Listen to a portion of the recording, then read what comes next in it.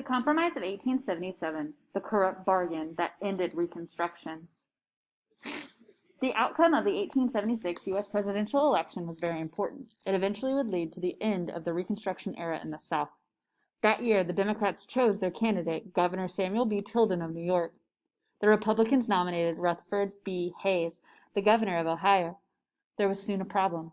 The results of the election were in dispute. Both sides believed the other had rigged their votes. The dispute had to do with three states, Florida, Louisiana, and South Carolina. These were the only states in the South with Reconstruction-era Republican government still in power. A congressional commission debated over the outcome early in 1877. Soon, allies of the Republican Party candidate Rutherford Hayes met in secret with moderate Southern Democrats. They hoped to arrange for the Democrats to accept Hayes' election. The Democrats agreed not to block Hayes' victory. However, they demanded that Republicans withdraw all federal troops from the South. This would guarantee Democratic control over the whole region. As a result of this so-called Compromise of 1877, or Compromise of 1876, Florida, Louisiana, and South Carolina became Democratic once again. The Reconstruction era had effectively ended. The 1876 election.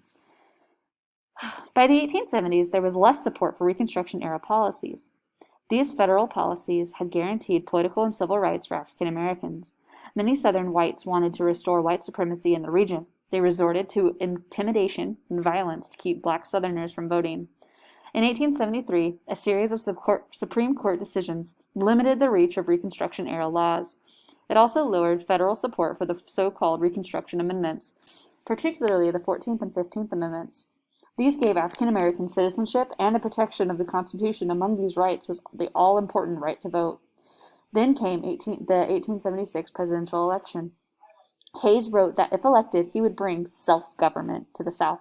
In other words, he would not strictly enforce unpopular Reconstruction-era federal rulings. This would allow Southern states to limit the rights of African Americans. Election results. On Election Day, that November, the Democrats appeared to come out on top. By midnight, Tilden had 184 of the 185 electoral votes needed to win. He was leading the popular vote by 250,000. The Republicans refused to accept defeat, however. They accused Democratic supporters of intimidating and bribing African Americans to prevent them from voting in three Southern states, Florida, Louisiana, and South Carolina.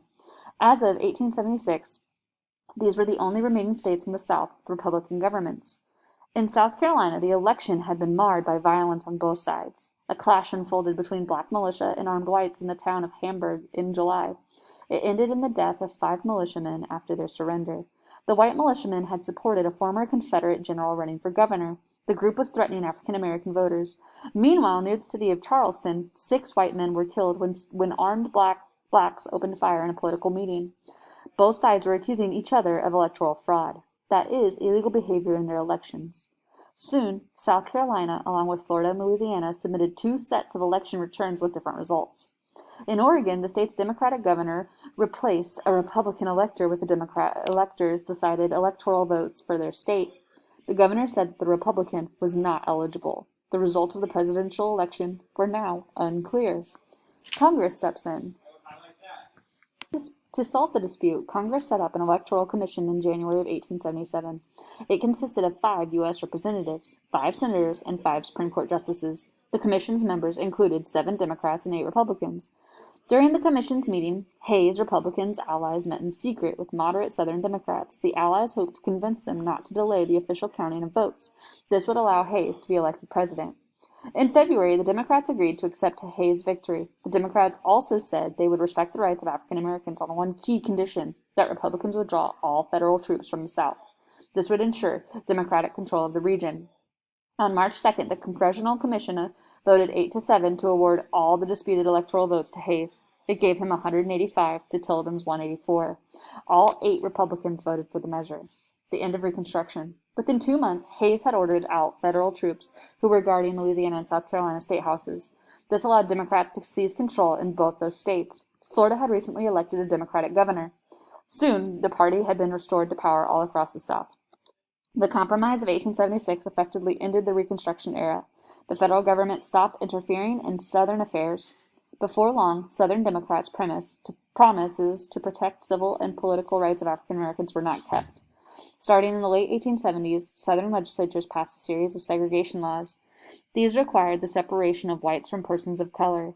They were not to be together on public transportation, in schools, parks, restaurants, theaters, or other locations. Known as the Jim Crow laws, these laws governed life in the South for nearly 100 years. They would end only after the hard-won successes of the civil rights movement in the 1960s.